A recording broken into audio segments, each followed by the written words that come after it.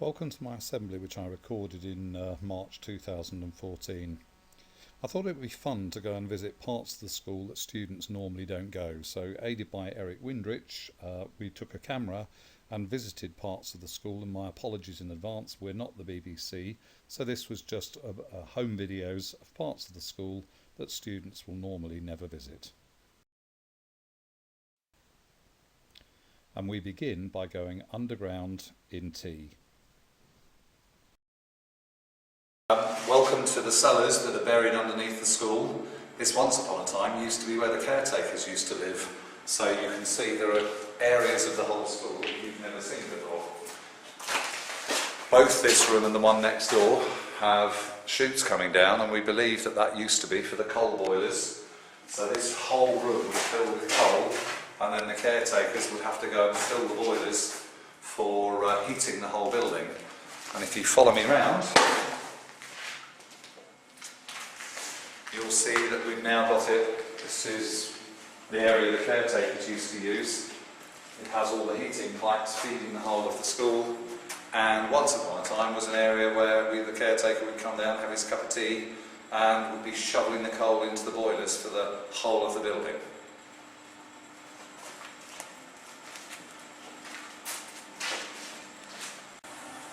Oh, buried away down in the cellars, there's something else that I've just uncovered. At home, you've probably got a gas meter under the stairs, a little box that measures the amount of gas you use. Well, here, got to be one of the biggest gas meters I've ever seen. So, next time you're under the stairs at home, just remember they come out a lot bigger than that. Not used anymore, so it's an old one, but nevertheless huge. Shows you the amount of gas that the school has to use to heat itself. Well, if you look what we've just discovered, there is Kingsbury's very first computer. It was introduced into the school in the 1970s. It has no hard drive, has a couple of huge disk holes, but that's all it holds, and its actual total memory is 54K, which is less than a modern calculator. So there is Kingsbury's very first ever computer. Oh, were the staff excited when that was delivered. What a load of rubbish now. Right, okay, let's go up and see where we are then. Oh, and on my way out, let's remember the strong room that we built. This was built by the technology teachers, including myself, the first time we ever had a video recorder in the school. It was so valuable it had to be stored somewhere that couldn't be stolen. So how many years ago were videos recorded? So however old that is, that's how old that strong room is. Anyway, let's go and see where we are in the building. Okay, so let's go see where we are and where we come out.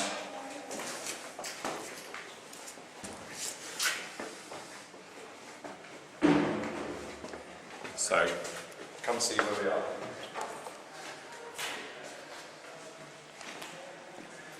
Should now recognise. Just stay there.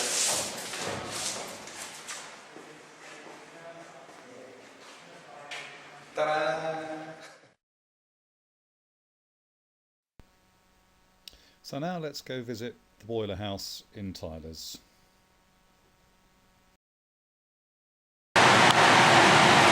Okay, so here we are outside the boys' gym, down the stairs and into the boiler house.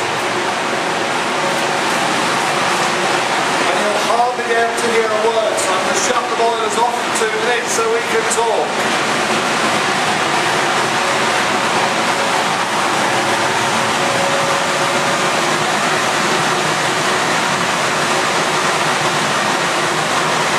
Okay, so you can now see, look at the size and height of the boilers. They're as big as a van, and there are 2 of them, with great big flamethrowers on the front. The reason for 2, of course, is that if one breaks down, then the other one is strong enough to just about keep the building up to temperature, but they've obviously both run to keep us nice and warm. And over at the far side, if you follow me, we use so much gas. Look at the size of these pipes. At home you have a tiny little narrow pipe, we have huge great pipes, and even that's not enough gas. We have to have pumps to drive it through, so every time you leave a window open in the winter, these things are having to make more heat to pass through the school building. So a massive amount of money spent on gas, and just look how big all the pipes are, and that's just the gas going into the boilers, never mind the flames. So let's light up the boilers and actually look inside them so you can see just how big the flamethrowers are.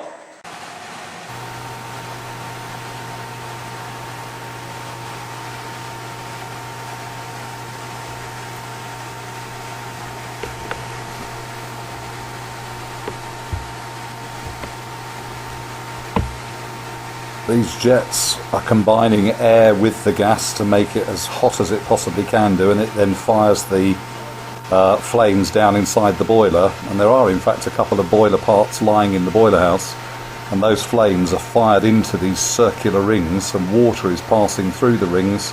They're getting incredibly hot, and the water then comes out at the back of the boiler, having passed through all these circles of hot iron being heated by the flames.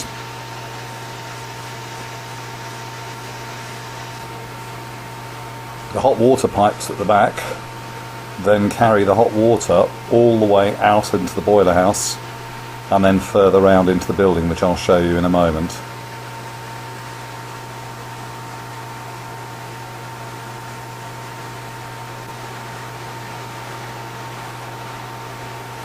Also at the back of the boilers, of course, we've got to take the chimneys, the fumes away, right up the chimneys. So those really large pipes feed the fumes up the chimney and out.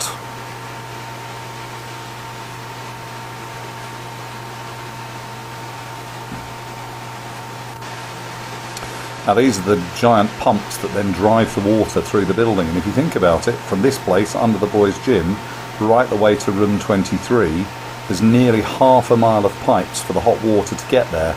It goes up through the pumps and heads off under the playgrounds and all the way to room 23 and back again. So nearly a mile pushing water throughout the building.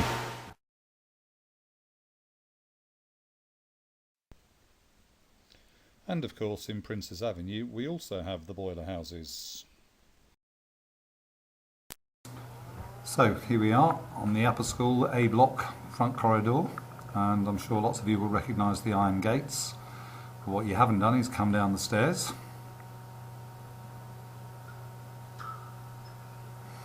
And into the A block boiler house.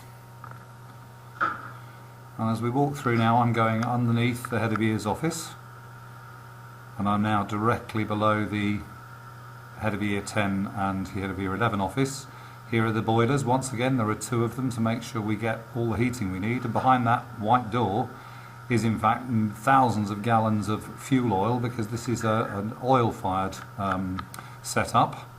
So let's cross back out to underneath the front corridor and away. And then of course we come to B block. Now normally of course you'd walk inside, you'd go down along the ground floor corridor, or you go upstairs, but instead let's go down the stairs to our right. Because of course buried away under B block is yet another place that's hidden away and locks up normally, and it's the boiler house for both B block and D, the sixth form block, feeding the heat across by both of those. Again, two boilers, just in case one breaks down, although they both run, and then that way they can keep the buildings nice and warm. And again, hidden away behind all the controls are the fuel tanks, because this is another oil-fired boiler house.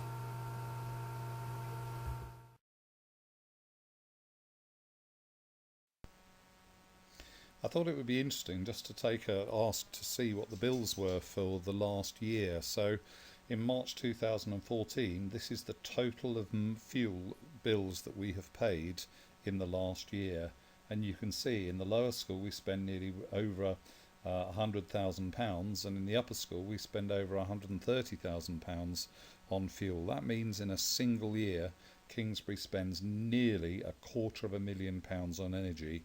So when we start to focus on trying to save energy, this is one area that everybody can play their part, because to spend that amount of money means that in the lifetime that a student is in the school has spent well in excess of £1.25 million just keeping them warm and lit.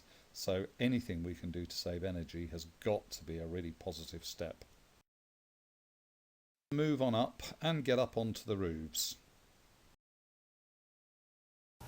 So let's get up on the roof then and see what we can find. So here we are, leaving the first of the roofs. And where do you think we are? Yep, we're up on the roof of Tyler's, somewhere along the English corridor in the quiet garden. And from the roof, of course, we can look right the way across the field, get a great view of the back of the Princess Avenue building.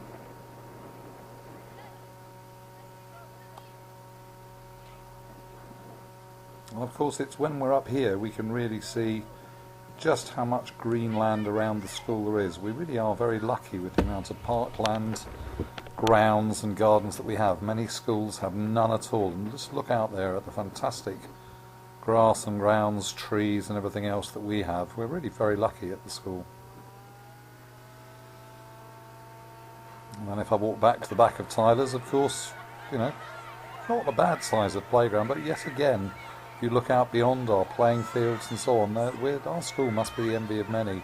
And our new block, of course, some in the upper school, they will hardly have seen that, and the boys' gym, and of course the technology block and the covered way, which has only been in the school for about 5 years when they refurbished the block.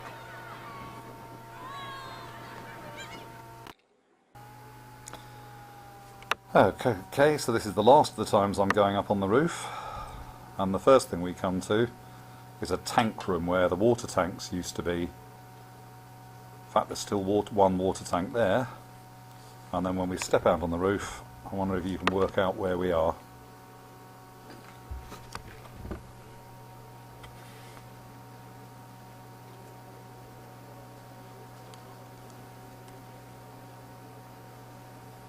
And you should now be able to work out that's the sports hall and the sixth form block round the corner. And if we swing back across, we're now looking down across the playing fields and good old C block. So we're right up on top of the roof of B block.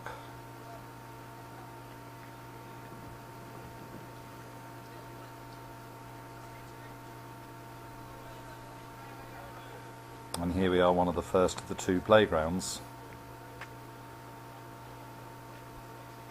Who is that? Year 9 or Year 10? Doing circuits. And if you look to the far end of B block, there are some quite sensitive weather sensing equipment. And they're linked to a room which is down by the entrance. And inside that place is a weather monitoring station, particularly looking at air quality. So when you see the news and you hear that the pollen count is high, this is one of the London stations that actually measures the air quality and pollution right across London. In fact, it's so important that back on the roof you can see the chimney for our boilers is actually taken right the way to the far end of B block to avoid polluting the air.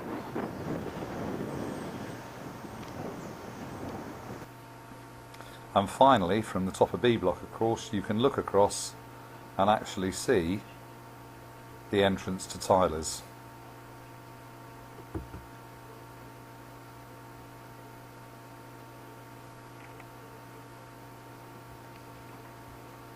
And that finishes our trips to the school roofs. But what about inside the roof?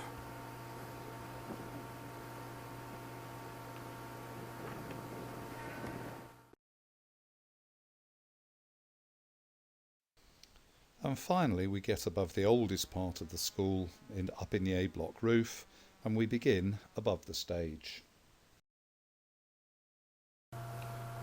So here we are in A block, and we've just come up above the stage, and you can see for yourself all the school props and all the musical shows. There's bits of old junk up here, just storage for school productions and for the Kingsbury Amateur Operatic Society.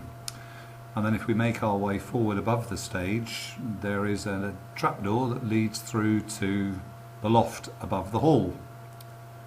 So if we go through the fire door, here we really are up in the roof of the Princess Avenue A block, and there's a walkway down the middle, that leads to the tower. And just on the floor, every now and then as we walk down the walkway, we can actually see the lights in the ceiling. And if we very carefully peek through,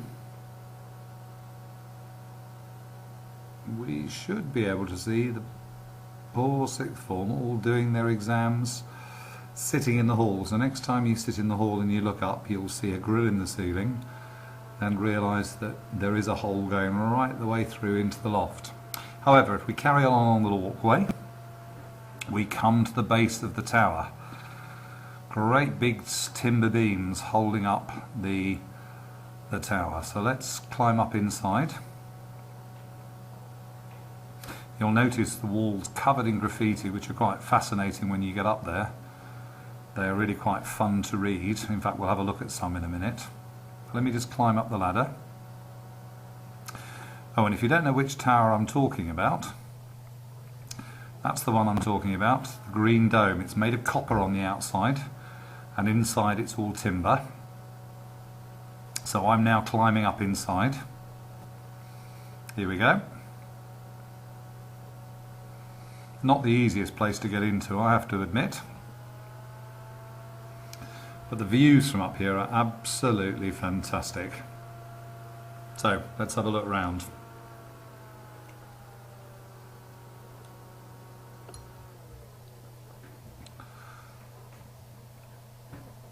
Views over the roof of Kingsbury.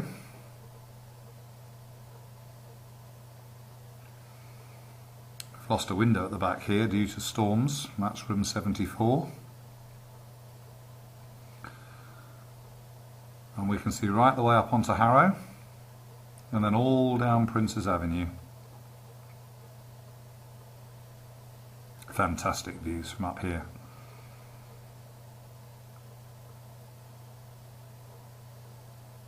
Right on to 74. And then you'll see that there are graffitis from students. They used to come up here in 1956, is that? 1975. Master R. Darling, whoever he was.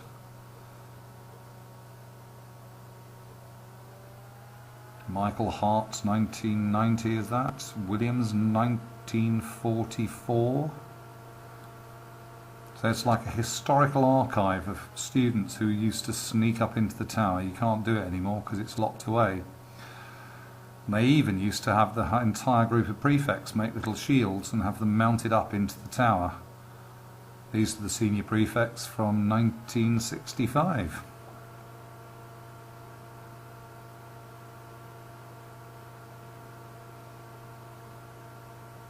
And then finally, of course, I discovered this rather fun piece of fact, that one of the naughtiest students in the school managed to get up here and sign his name. So it'll be there forever. 1993 to 1994, Sandip Das. I wonder who that is.